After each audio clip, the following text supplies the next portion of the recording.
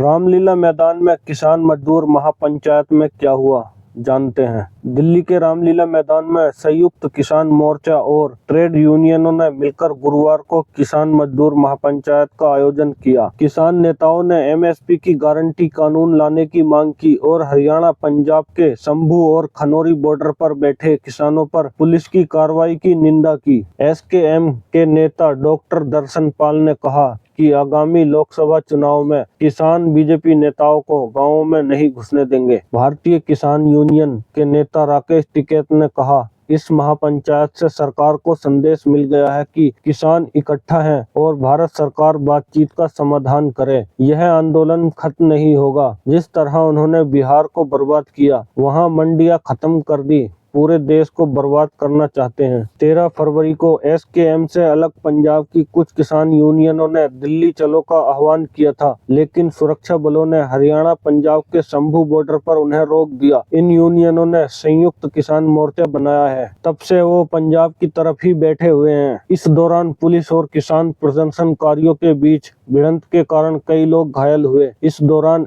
एक युवा किसान शुभकर्ण की मौत भी हो गई। इसे लेकर संयुक्त किसान मोर्चा ने पूरे देश में प्रदर्शनों का आह्वान किया और 14 मार्च को दिल्ली में महापंचायत का ऐलान किया था। देश भर से हजारों किसान एक दिन पहले ही दिल्ली पहुंचना शुरू हो गए थे। इस महापंचायत को दिल्ली पुलिस ने इजाजत दे दी थी और यूनियनों ने कहा था कि अधिकतम 5000 लोगों की ही सभा करें। वाहन हथियार के साथ सभा में आने की इजाजत नहीं दी। गुरुवार को पूरे देश भर से किसान और मजदूर यूनियनों के प्रतिनिधि रामलीला मैदान पहुंचे।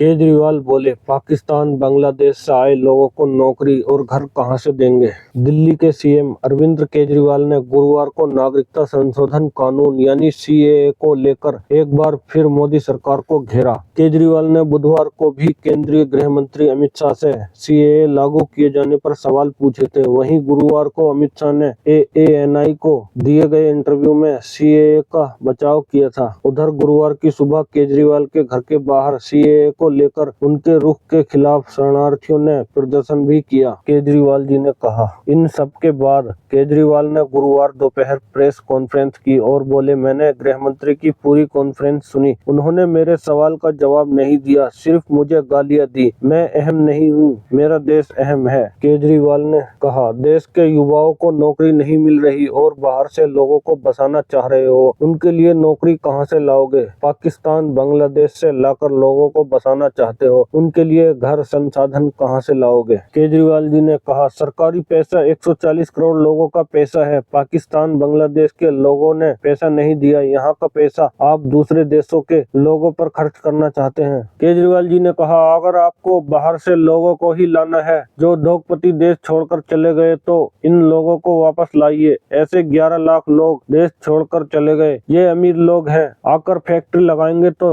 नौकरी मिलेगी। अगर आप पाकिस्तान बांग्लादेश से आकर लोगों को यहाँ बसाएंगे तो मंजूर नहीं है। अमित शाह से जब पूछा गया कि क्या सीएए के जरिए नागरिकता पाने की अलग पहचान होगी, तो शाह ने कहा, वे भारत के आम नागरिक की तरह ही भारत के नागरिकों की सूची में शामिल हो जाएंगे। उन्हें भी उतने ही अधिकार होंगे जितने आपको या मेरे पास हैं। वे चुनाव भी लड़ सकते हैं, एमएलए, एमपी, मुख्यमंत्री या केंद्र सरकार के मंत्री भी बन सकते हैं। अमित शाह ने यह भी कहा, उन्होंने ये भी कहा कि इस कानून में किसी की नागरिकता छीनने का कोई प्रावधान नहीं है और न ही इसमें एनआरसी का कोई प्रावधान है। कांग्रेस ने बुधवार को ऐलान किया कि अगर केंद्र सरकार में सरकार बनी तो हर गरीब परिवार की किसी एक महिला को साल में 1 लाख रुपए देगी। पार्टी ने 2019 के चुनावी घोषणा पत्र के अहम ऐलान यानी न्यूनतम आय योजना की राशि को बढ़ाते हुए यह आश्वासन दिया। कांग्रेस ने 2019 के चुनाव के दौरान देश के 5 करोड़ परिवारों को हर महीने 6000 यानी 72,000 रुपए सालाना की आर्थिक मदद देने का ऐलान किया था। पार्टी ने इस बार अपने पुराने वादे के तहत किए गए ऐलान की राशि बढ़ाकर 1 लाख रुपए सालाना कर दी है। अब यह राशि परिवार की किसी एक महिला को मिलेगी। वहीं राहुल गांधी ने महाराष्ट्र के धुले में महिलाओं की एक रैली संबोधित करते हुए 5 महिलाएं न्याय गारंटी देने का वादा किया। इसकी पहली गारंटी महालक्ष्मी गारंटी होगी, जिसमें गरीब परिवार की महिला सदस्य को साल में 1 लाख रुपए मिलेंगे। कांग्रेस ने केंद्र सरकार की नौकरियों में महिलाओं के लिए 50% आरक्षण देने का भी वादा किया है। दोस्तों, आज की वीडियो यहीं समाप्त करते हैं। मिलते हैं किसी और वीडियो के साथ। तब तक बने रहें और हमारी और भी वीडियो है उनको भी देखें और हमारे चैनल को सब्सक्राइब करें।